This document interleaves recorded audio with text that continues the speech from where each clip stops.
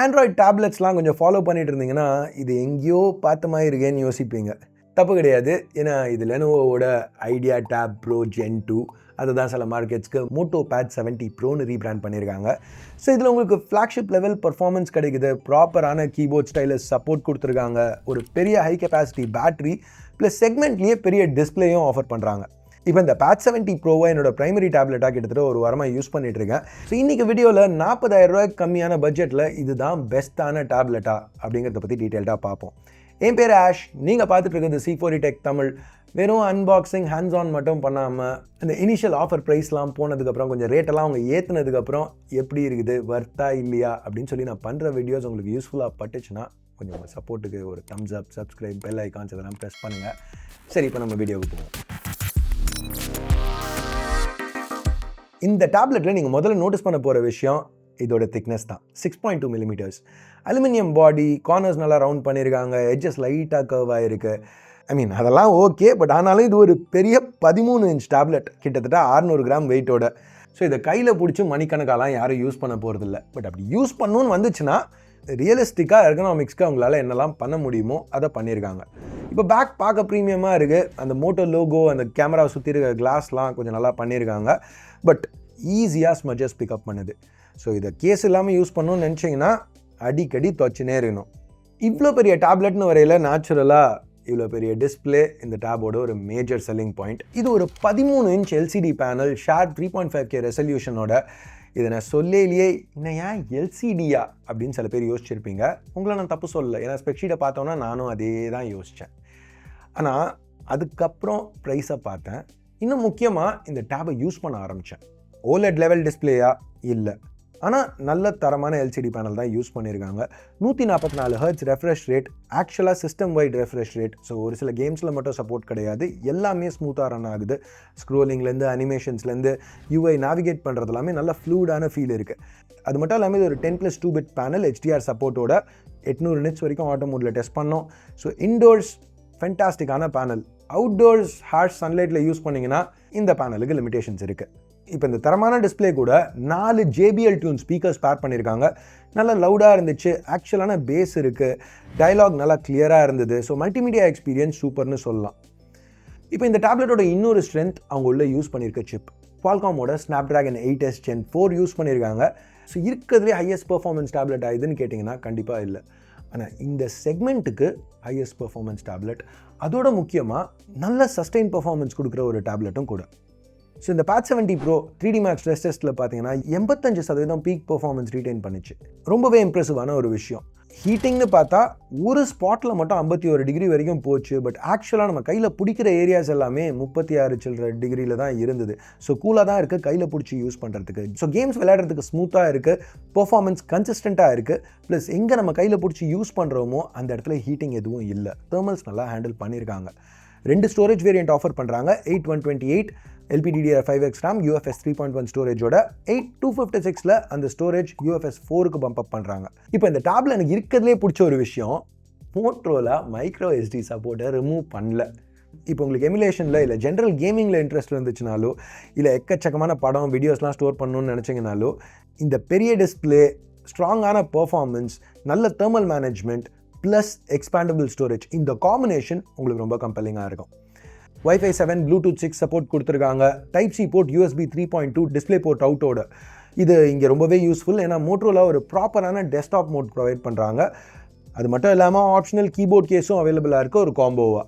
So அதுதான் அவங்க எனக்கு அனுப்பிச்ச யூனிட். ஸோ இப்போ டக்குன்னு பாக்ஸ் கண்டென்ட்ஸ் என்னென்னு பார்ப்போம். ஓப்பன் பண்ணோன்னே நீங்கள் முதல்ல பார்க்க போகிறது இந்த இன்சர்ட். இதில் தான் அந்த மேக்னெட்டிக் பேக் கவரும் கீபோர்டும் இருக்குது. எனக்கு ஜென்ரலாக இந்த மாதிரி கேசஸ் பிடிக்கும். பேக் அப்படியே மேக்னெட்டிக்காக அட்டாச் ஆகும், அப்புறம் ஒரு கிக் ஸ்டாண்டாக யூஸ் பண்ணலாம். ஸோ கீழே எங்கேயாவது செட் பண்ணி யூஸ் பண்ணணும்னா அந்த கிக் ஸ்டாண்ட் யூஸ்ஃபுல்லாக இருக்கும். கையில் டக்குன்னு எடுத்து ஹேண்டில்டாக யூஸ் பண்ணணும்னு நினைக்கல, அந்த கேஸை ஈஸியாக பிடிங்கி கொஞ்சம் வெயிட்டை கம்மி பண்ணலாம். அதே மாதிரி கீபோர்டும் கீழே இந்த போகோ பென்சில் அட்டாச் ஆகும். இது ப்ளூடூத் கிடையாது. சில பேருக்கு இது நெகட்டிவாக படலாம், ஏன்னா இந்த மாதிரி யூஸ் பண்ண முடியாது. ஆனால் நான் 4 பூனை வளர்க்குறேன். ஸோ எனக்கு ரொம்பவே பிடிச்சிருந்துச்சு. இப்போ என்னோட OnePlus Pad 3 எடுத்திங்கன்னா அந்த மாதிரி ப்ளூடூத் கீபோர்ட் தான் அதில் இருக்கும். நான் அந்த கீபோர்டை பிடுங்கி வைப்பேன், ஏதாவது ஒரு பூனை மேலே ஏறி நடக்கும். நான் என்ன பண்ணின்னு இருக்கணும், இன்டரப்ட் ஆகும். சரி, இப்போ பாக்ஸுக்கு திருப்பி வருவோமே. அடுத்து மோட்டோபேட் 70 ப்ரோ இருக்க ஒரு சிம் இஜெக்டர், டெக்னிக்கலாக மைக்ரோ SD ட்ரேக் ஒரு இஜெக்டர். அதுக்கப்புறம் எதிர்பார்க்காத ஒரு விஷயம், மோட்டோ பென் ப்ரோ பாக்ஸ்லேயே இன்க்ளூட் பண்ணியிருக்காங்க ரீப்ளேஸ்மெண்ட் பென் டிப்போட. இதுக்கு நம்ம வருவோம். மற்றபடி ஒரு USB Type-C கேபிளும் 68 வாட் சார்ஜரும் கொடுக்குறாங்க. பேட் 70 ப்ரோ 45 வாட்ஸ் சார்ஜிங் தான் சப்போர்ட் பண்ணோம். 10,200 mAh ஹை கெப்பாசிட்டி பேட்டரி இருக்கிறதுனால கிட்டத்தட்ட 2 மணி நேரம் ஆகும் ஃபுல் சார்ஜுக்கு. அது பெரிய பிரச்சனை இல்லை. நான் பேட்டரி லைஃப் சூப்பராக இருந்துச்சு. இப்போ நான் ஒரு வாரமாக தான் யூஸ் பண்ணிகிட்டு இருக்கேன். பட் ரஃபாக ஒரு நாளைக்கு 2-3 மணி நேரம் நைட் யூஸ் பண்ணுவேன். கிட்டத்தட்ட ஒரு 3-4 நாளைக்கு ஒரு தடவை தான் சார்ஜ் பண்ணிகிட்டு இருக்கேன். யூஸ்வலாக பேட்டரி ஒரு 30% ட்ராப் ஆகல. அஃப்கோர்ஸ் உங்கள் யூசேஜ்க்கு ஏற்ற மாதிரி இது கொஞ்சம் மாறும். பட் பேட்டரி லைஃப் என்னோட எக்ஸ்பீரியன்ஸில் ரொம்பவே நல்லா இருந்துச்சு. சரி, இப்போ நம்ம திருப்பி அந்த பென்னுக்கு வருவோம். இந்த மோட்டோ பென் ப்ரோ பாக்ஸ்லேயே அவங்க இன்க்ளூட் பண்ணியிருக்கிறது எனக்கு ஒரு பெரிய பாசிட்டிவாக பட்டுச்சு.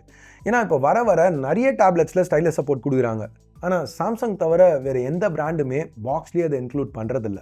ஸோ மோட்டோரோலா பண்ணியிருக்கிறது ஒரு நல்ல விஷயம். இப்போ இந்த பெண்ணை எடுத்துக்கிட்டிங்கன்னா இது 4096 லெவல்ஸ் ப்ரெஷர் சென்சிட்டிவிட்டி சப்போர்ட் பண்ணுது. நோட்ஸ் எடுக்கிறதுக்கு, வரைகிறதுக்கு, இல்லை வெறும் டாக்குமெண்ட்ஸ் மார்க்அப் பண்ணுறதுக்கு கூட நல்லாவே இருந்துச்சு. இது ப்ளூடூத்தில் பேர் ஆகுதுங்கிறதுனால ரிமோட்டாகவும் டபுள் ஆகும். ஸோ வீடியோ பார்க்கலையோ, பாட்டு கேட்கலையோ பாஸ் ப்ளே பண்ணலாம். இல்லை ஒரு குரூப் பிக்சர் எடுக்கணும்னா ரிமோட் ட்ரிகராக யூஸ் பண்ணலாம். நல்லா இருந்துச்சு. இங்கே நான் நோட்டீஸ் பண்ண ஒரு விஷயம் என்னென்னா, இது டேபோட டாப்பில் மேக்னெட்டிக்காக அட்டாச் ஆகும். ஆனால் அங்கே சார்ஜ் ஆகாது.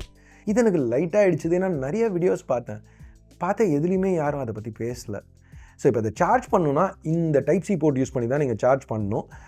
இது பெரிய நெகட்டிவ்லாம் கிடையாது. ஏன்னா ஒரு 2 நிமிஷம் சார்ஜ் பண்ணாலே 2 மணி நேரம் யூஸ் பண்ண முடியும். ஸோ பெரிய நெகட்டிவ்லாம் இல்லை. பட் நீங்கள் தெரிஞ்சுக்க வேண்டிய ஒரு விஷயம், இப்போ பேட் 70 ப்ரோ ZUI-ல ரன் ஆகிட்டு இருக்கு. Android 16 மேலே பில்ட் பண்ண வெர்ஷன். 2 வருஷம் ஆண்ட்ராய்ட் வெர்ஷன் அப்டேட்ஸும் 4 வருஷம் செக்யூரிட்டி பேச்சஸும் இதுக்கு ப்ராமிஸ் பண்ணியிருக்காங்க. பெர்ஃபார்மன்ஸ் தாறுமாறாக இருந்துச்சு. எல்லாமே ஸ்மூத்தாக, அனிமேஷன்ஸ் ஃப்ளூயிடாக, ஆப்ஸ் டக்குன்னு ஓப்பன் ஆச்சு. எனக்கு யூசர் எக்ஸ்பீரியன்ஸ் ரொம்பவே பிடிச்சிருந்துச்சு.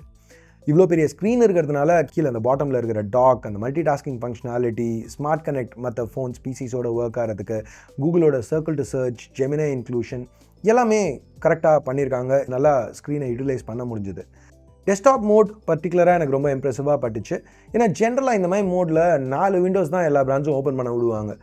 நான் இங்கே ஓப்பன் பண்ணினே இந்த 10 விண்டோஸ் மேலே ஓப்பன் பண்ணால் பேட் 70 ப்ரோவில் பண்ண முடிஞ்சுது. ஸோ ஒரு ப்ரொடக்டிவிட்டி ஸ்டாண்ட் பாயிண்ட்லேருந்து எனக்கு இது ரொம்ப இம்ப்ரெசிவாக பட்டுச்சு.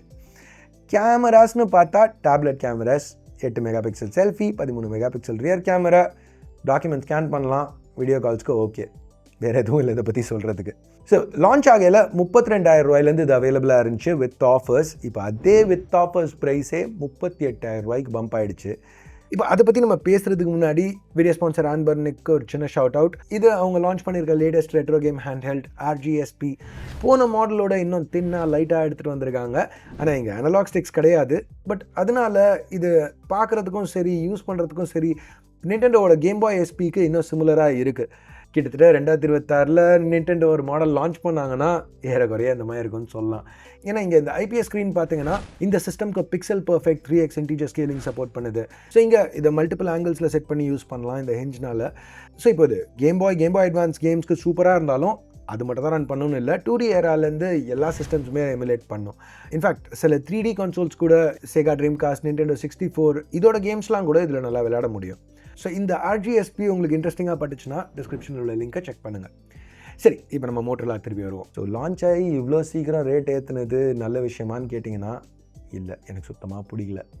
பட் அதே சமயத்தில் இந்த ப்ரைஸுக்கு கூட இந்த பேட் 70 ப்ரோ நல்ல வேல்யூ மாதிரி தான் தெரியுது. ஏன்னா இந்த டேப்பில் மெயின் செல்லிங் பாயிண்ட் இந்த பெரிய டிஸ்பிளே. இந்த டிஸ்பிளேயை பெஸ்ட்டாக யூட்டிலைஸ் பண்ணுறதுக்கு என்னெல்லாம் கொடுக்கணுமோ அது எல்லாத்தையுமே மோட்டோரோலா ஆஃபர் பண்ணியிருக்காங்க. ப்ரொடக்டிவிட்டி வேணுமா, சாலிடான ஸ்னாப்ட்ராகன் SoC கொடுத்துருக்காங்க. ஸ்மூத்தாக மல்டி டாஸ்க் பண்ண முடியுது. கேம் விளையாடணுமா, நல்ல சஸ்டெயின் பர்ஃபார்மன்ஸ், எக்ஸ்பேண்டபிள் மெமரியோட. படம் பார்க்கணுமா, JBL டியூன் பண்ண தரமான குவாட் ஸ்பீக்கர்ஸ் கொடுத்துருக்காங்க. ஸோ எக்ஸ்பீரியன்ஸ் சூப்பராக இருக்குது. ஸோ இப்போ ரேட்டு கிட்டத்தட்ட 40,000 ரூபாய்க்கு ஏற்றினா கூட இந்த செக்மெண்ட்டுக்கு எனக்கு இது ஒரு நல்ல ஆப்ஷன் மாதிரி தான் தெரியுது. பட் அது என்னோட கருத்து. நீங்கள் என்ன நினைக்கிறீங்க இந்த மோட்டோரோலா பேட் 70 ப்ரோ பற்றி? நீங்கள் நினைக்கிறத கீழே உள்ள கமெண்ட் செக்ஷனில் சொல்லுங்கள். அப்படியே இந்த தம்ஸ் அப் button, subscribe, bell icons press பண்ணலான்னா பண்ணுங்கள், உங்களுக்கே தெரியும். எனிவேஸ் அவ்வளோதான் இந்த வீடியோவுக்கு. Ash out.